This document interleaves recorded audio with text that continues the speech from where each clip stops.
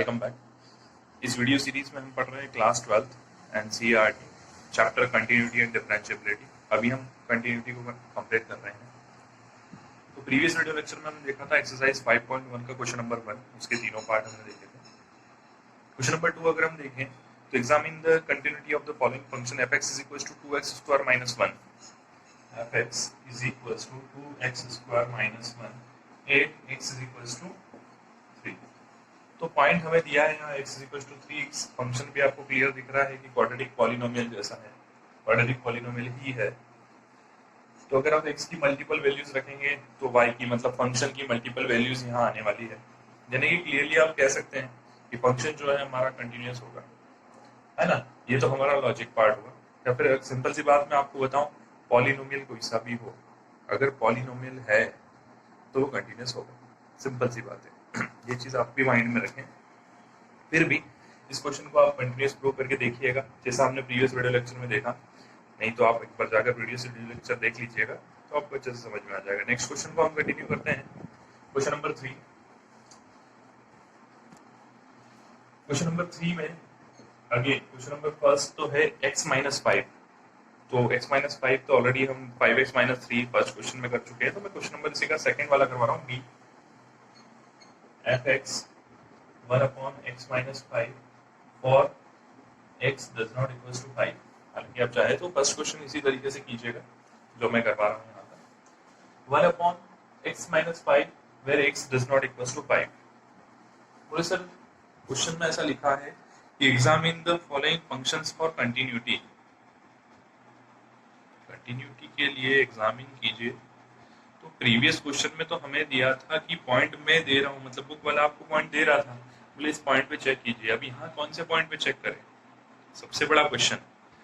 तो भैया अगर कोई पॉइंट नहीं दिया है तो हमें सारे नंबर्स के लिए चेक करना होता है। तो ऐसा तो है नहीं कि सभी नंबर्स के लिए। तो अपन क्या करेंगे, कोई एक पॉइंट लेट कर लेंगे, सी पॉइंट, के पॉइंट, कोई सा भी। उस पॉइंट पे अपन फंक्शन कंटिन्यूअस करके प्रूव करके दे देंगे और फिर बता देंगे अगर के लिए प्रूव होगा तो सभी के लिए प्रूव होगा। ठीक है, तो ये चीज देखो, ये चीज जरूरी थी इस क्वेश्चन के लिए, इसलिए मैंने ये वाला क्वेश्चन लिया। तो क्वेश्चन नंबर 3 में सभी में यही होगा। तो देख लेते हैं एक बार। fx is equals to x minus 5, x is equals to x does not equals to 5। तो for any point x equals to c, एक c पॉइंट अपन ने ले लिया कोई सा भी, उसके लिए अपन प्रूव करके दिखाएंगे कि limit x tending to c minus, c point अपन ने लिया है इसलिए माइनस लिमिट में निकाल रहे हैं f x। तो क्या हुआ, limit x tending to 0, h tending to 0 करते हैं हम डायरेक्ट, क्योंकि हम यही करते हैं h टेंडिंग टू 0। और जैसे ही हम h टेंडिंग टू 0 रखते हैं, यहाँ पर माइनस लिमिट है इसलिए लिमिट माइनस h हम वहां पर कर देते हैं। तो f c माइनस h, मतलब जहां जहां x होगा वहां में c रखने वाला, c माइनस h रखने वाला। और आगे देखा हमने लिमिट h टेंडिंग टू 0, तो f 1 upon c minus h minus 5। अब देखो आपने जैसे ही h इक्वल टू 0 रखा तो यहाँ पर क्या होगा, 1 अपॉन c माइनस 5। ठीक है, c की वैल्यू जो होगी ऐसी की ऐसी यहाँ पुटअप करके और आंसर देगा फंक्शन, नो प्रॉब्लम। नेक्स्ट अपन देखते हैं limit positive, limit x tending to c plus fx। तो c प्लस fx अपन ने देखा तो क्या दिया, it implies limit h tending to 0 f।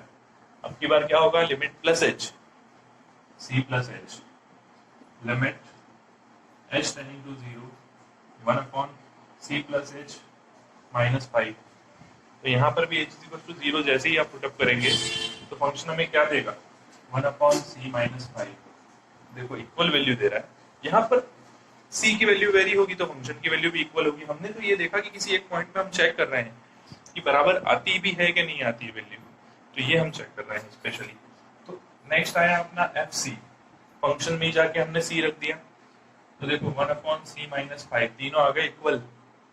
अरे तीनों चीजें इक्वल है, अभी c की वैल्यू कोई भी ले वो, हमें दिक्कत नहीं है। बट देखो एक छोटी सी मिस्टेक हमने की है, क्या,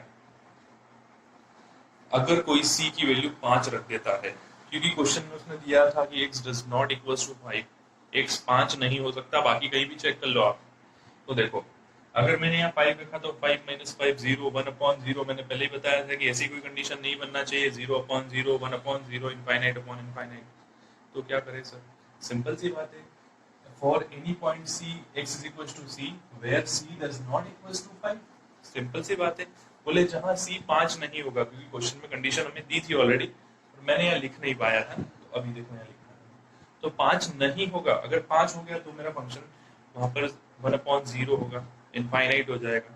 तो ऐसी वैल्यूज हम कंसिडर नहीं करते हैं, इसलिए 5 को छोड़कर बाकी सभी रियल नंबर्स पे या बाकी सभी पॉइंट्स पे क्या होगा, कंटिन्यूस होगा। तो अपन यहाँ लिखेंगे except x is equal to 5, मतलब x इज इक्वल टू 5 को छोड़कर it all for all real value function will continuous, x की सभी रियल वैल्यूज के लिए मेरा फंक्शन क्या होगा, कंटिन्यूस होगा। तो जहां पॉइंट नहीं दिया हो वहां वैसे भी प्रूव कर सकते हो। देखो डिफरेंट काइंड ऑफ बुक्स में डिफरेंट चीजें दे रखी है, पर मैं चलता हूँ लॉजिकल, कि आपको समझ में क्या आता है, मैटर वो करता है। देखो एग्जाम में क्वेश्चन करना, कॉपी में क्वेश्चन सॉल्व करना ही मैटर नहीं है, हमारे माइंड में वो चीज कितनी सेटल हो रही है, मैं कितना हजम कर पा रहा हूँ उसको, वो बड़ा मैटर करता है कि अपने को चीज कितनी समझ में आ रही है और अपना कितना लॉजिकली कितना इंटरेस्ट से उस चीज को कर पा रहे हैं, है ना।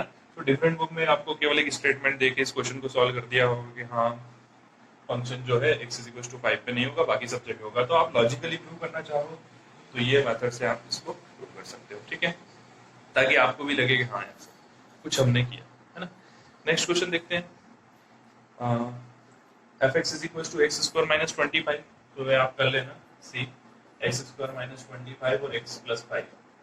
तो आप जानते हो कि इसके दो पार्ट हो जाएंगे, x plus 5, x minus 5, x plus 5 से x प्लस 5 कैंसिल, ऊपर बच जाएगा केवल x माइनस 5। तो वो क्वेश्चन नंबर 1 जैसा बन जाएगा, वो आप सॉल्व कर लेना। क्वेश्चन डी fx वाला ये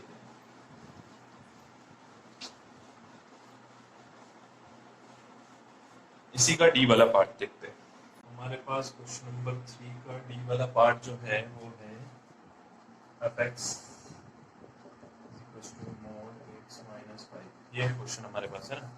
तो देखो अपन देखते हैं कि fx is equal to x minus 5 mod की अपन बात कर रहे हैं। तो सबसे पहले हम फंक्शन को स्प्रेड करें, क्या मोड है ना। तो मोड है तो function fx is equal to ये हो जाएगा minus x plus 5 minus x, आपको बताने के लिए मैं यहाँ माइनस 5 कर देता हूँ, और ये हो जाएगा x लेस देन 5 की बात कर रहे हैं। क्यों? क्योंकि फंक्शन में जब मैं 5 रखूंगा, यहाँ पे आपको क्लियर दिख रहा होगा कि जब 5 माइनस 5 फंक्शन 0 होगा, तो 5 से छोटा जब है फंक्शन तो माइनस की वैल्यू रिटर्न करेगा, इसलिए मैंने लगा दिया माइनस एक्स माइनस 5। मॉड्यूलस को ऐसे ही स्प्लिट करते हैं। और जब फंक्शन पॉजिटिव होगा, पॉजिटिव कब होगा, जब 5 से बड़ी या 5 के बराबर वैल्यू होगी, तो x is greater than equals to 5। तो ये हो गया x माइनस 5, तो ये भी माइनस एंटर करेगा फंक्शन में, तो माइनस एक्स प्लस 5 मेरा फंक्शन हो जाएगा। अब देखो 3 केस हो गए अपने पास। अभी जब फंक्शन 5 से छोटा है, जब 5 के बराबर है, और 5 से बड़ा है ना। 3 केस की अपन बात करेंगे। तो case 1, first case first, when अपन बात करें फॉर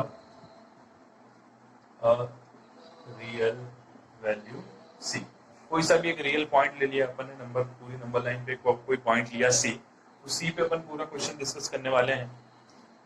तो फॉर दिस पॉइंट c, आप a भी ले सकते हो, कोई सा भी एक पॉइंट ले सकते हैं। तो value c for c is less than 5, जब ये फर्स्ट केस की हमने बात करी, जब 5 से छोटा है ना। तो क्या होगा बेटा, एफ सी निकाला अपन ने, तो छोटे की बात कर रहे हैं। देखो 5 से छोटा, ये वाला फंक्शन यूज होगा माइनस एक्स प्लस 5, यानी कि माइनस सी प्लस 5, तो माइनस सी प्लस 5 ही रहेगा ये। सेकेंड चीज अपन ने देखी, limit x tending to c minus x tending to c minus निकाला अपन ने एफ एक्स, तो क्या होगा बेटा, यहाँ से एफ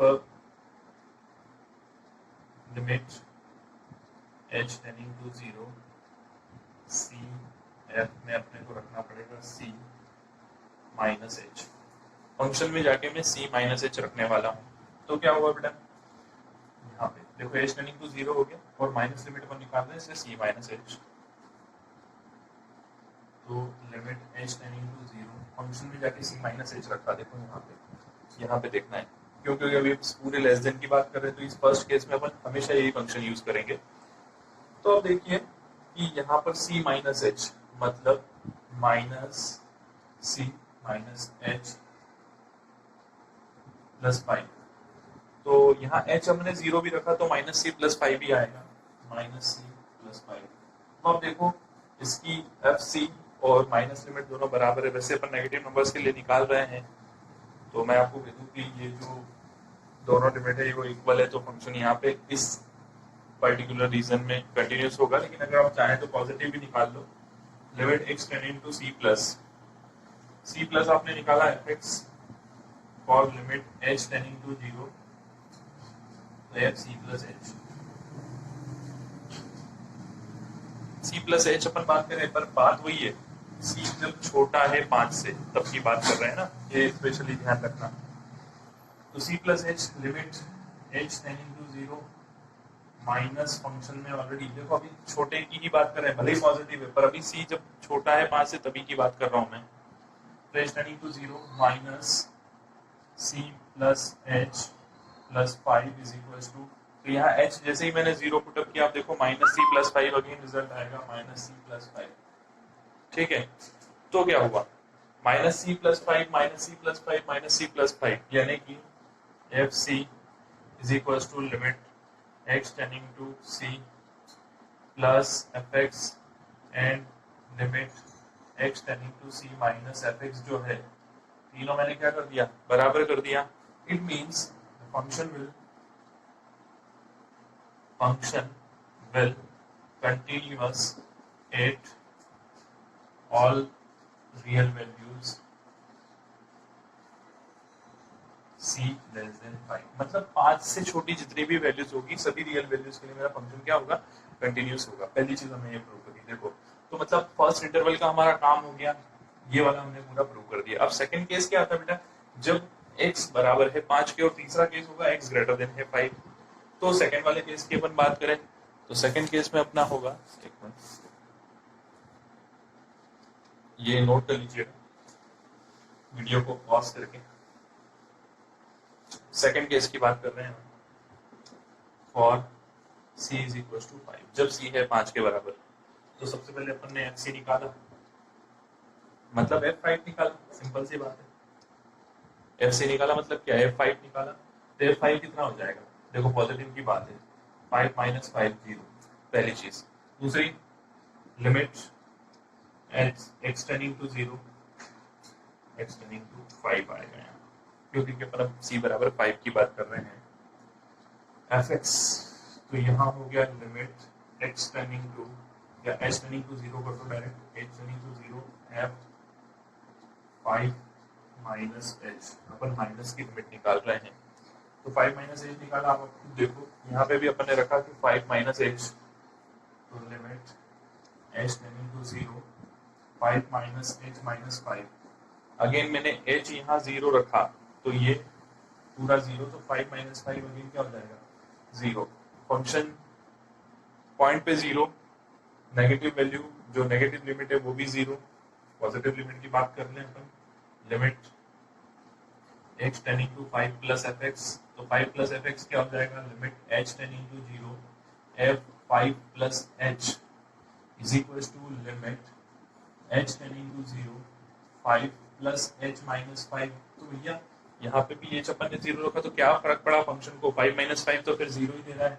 तो अपन ने फिर प्रूव कर दिया, क्या प्रूव कर दिया कि जब c इज इक्वल टू 5 होगा तो फंक्शन की तीनों वैल्यूज बराबर है, तो फंक्शन क्या है, कंटिन्यूअस है, so function will continue c is equal to 5, मतलब c इज इक्वल टू 5 का हमारा फंक्शन जो है वो कंटिन्यूस होगा। अब लास्ट की बात कर ले अपन, जब c बड़ा है 5 से, तो थर्ड केस की अपन बात कर रहे हैं। Third case when c is greater then 5, c जब 5 से बड़ा है, तो नेक्स्ट चीज हमारी क्या हो जाएगी बेटा, देखो ये वापस अगेन मार्क कर लेते हैं। अपन ने निकाला एफ सी, तो अब की बात देखो, ध्यान रखो, अपन जब 5 के बराबर था और 5 से बड़ा है फंक्शन, तो ये वाला यूज कर रहे हैं, यानी कि c माइनस 5 पहली चीज। अब लिमिट अपन ने निकाली यहाँ पर c नेगेटिव और c पॉजिटिव, दोनों चीज अपन निकालेंगे। c नेगेटिव और c पॉजिटिव अपन ने निकाला, तो c नेगेटिव कितना हो जाएगा बेटा, फंक्शन में आप जाके limit h tending to 0 f c minus h रखने वाले हैं फंक्शन में। जब ग्रेटर देन की मैं बात कर रहा हूँ, तो ग्रेटर देन में हमेशा ये वाला फंक्शन अपन यूज कर रहे हैं।